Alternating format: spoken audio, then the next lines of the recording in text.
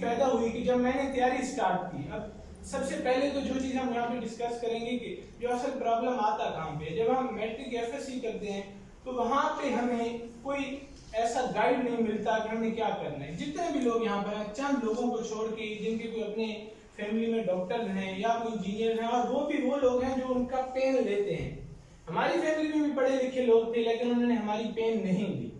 तो जब आप मैट्रिक कर ली हमने, फिर एफएससी की। एफएससी के बाद क्या था जी कि थोड़े से मार्क्स तो ठीक थे, एवरेज थे, लेकिन जहन में ये कंसेप्ट था कि ये अच्छे बच्चे हैं, लायक हैं, तो साइंसेस करनी चाहिए। यहाँ पर यूनिवर्सिटी में मैंने फिजिक्स और केमिस्ट्री दोनों डिपार्टमेंट्स में प्रोस्पेक्टस ले लिए।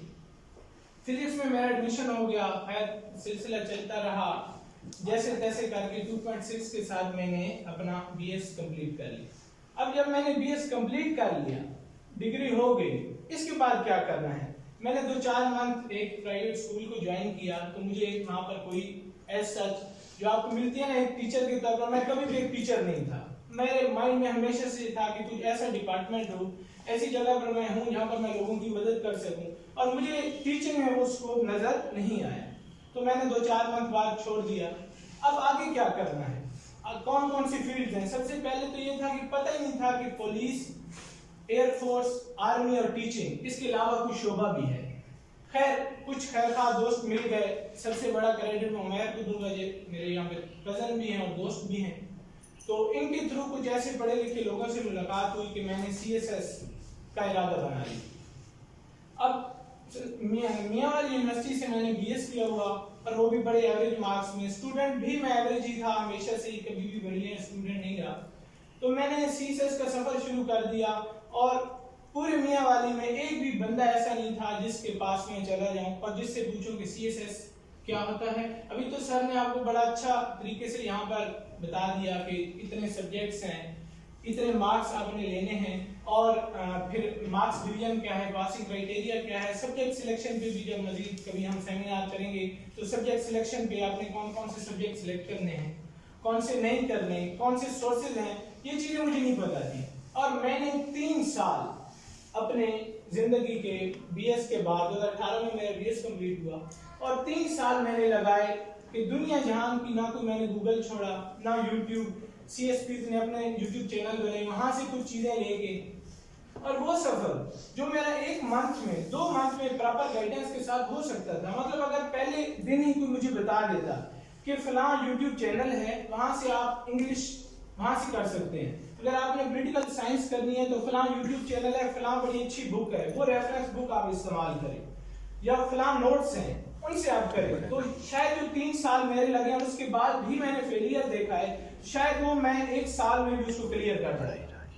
अब हुआ क्या कि हमारे पूरे मोच में 2 सीएसपीज हैं, एक सीएसपी हैं जो मतलब जिनके साथ मेरा कांटेक्ट हुआ, उन्होंने एक दिन मुझे टाइम दिया, मैं वहां पर पहुंचा तो वो नहीं थे, वो चले गए थे। खैर मैंने कुछ चीजों को सर्च किया, और 3 साल में मैंने वो मटेरियल इकट्ठा करके तैयार किया जिसने अल्टीमेटली मुझे फेल करा दिया।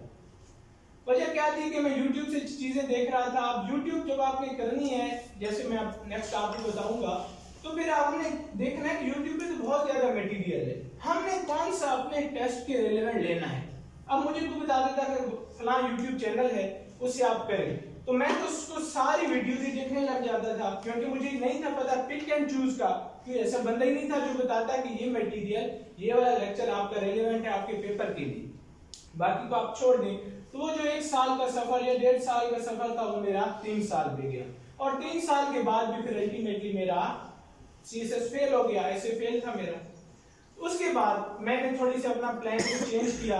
जाहिर है 3 साल अब आप इस चीज को रिलेट कर पाएंगे जिनकी डिग्री एंड हो चुकी है। जब आप मियांवाली में बीएस कंप्लीट कर लेते हैं तो ये समझा जाता है कि दूसरे दिन आपकी कोई बहुत बड़े लेवल की जॉब हो जाएगी। और फिर जो मामलात आप लोगों के साथ, मोच में मैं आपको बताऊं, या जहाँ से मेरा ताल्लुक है, मोच में भी मवाज वाला, और शायद अपनी फैमिली में से मैं चंद पढ़े लिखे लोगों में से हूँ जो अब एक पहली जनरेशन आ रही है जो पढ़ रही है। तो जैसे सर ने बताया, मेरे चाचू लोग या जो ननिहाल थे मेरे, तो वो पहले साल ही मुझसे पूछने लगे, यार तेरा के बढ़ने पे, यार तेरा के बढ़ने पे। और ये जुमला ऐसे बंदे के लिए, अब मैं पढ़ता कितना था, अब वो कहते हैं ना स्मार्ट वर्क और हार्ड वर्क, मैं हार्ड वर्क कर रहा था, मैं दिन में 12 से 13 घंटे पढ़ रहा था। और पढ़ भी कैसे रहा था, मैं सोशल आदमी था, मैंने फेसबुक, जो दोस्तियां थी, जो शादी का, सब कुछ छोड़ दिया था। मेरे पड़ोसी यहाँ पे बैठे हैं, उस चीज की गवाही दे सकते हैं कि मैंने दुनिया से अपने आप को बिल्कुल कट ऑफ कर लिया, क्योंकि माइंड में मिशन था।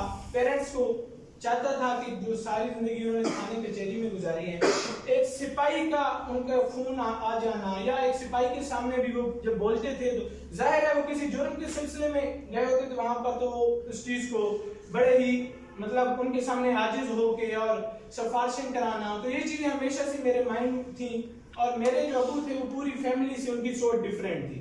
जैसे कि पूरी फैमिली में एक चीज चल रही थी, मेरे अबू हमेशा से कहते थे कि ये चीज ने हमें नीचे लेके जाना है, ऊपर लेके नहीं आना।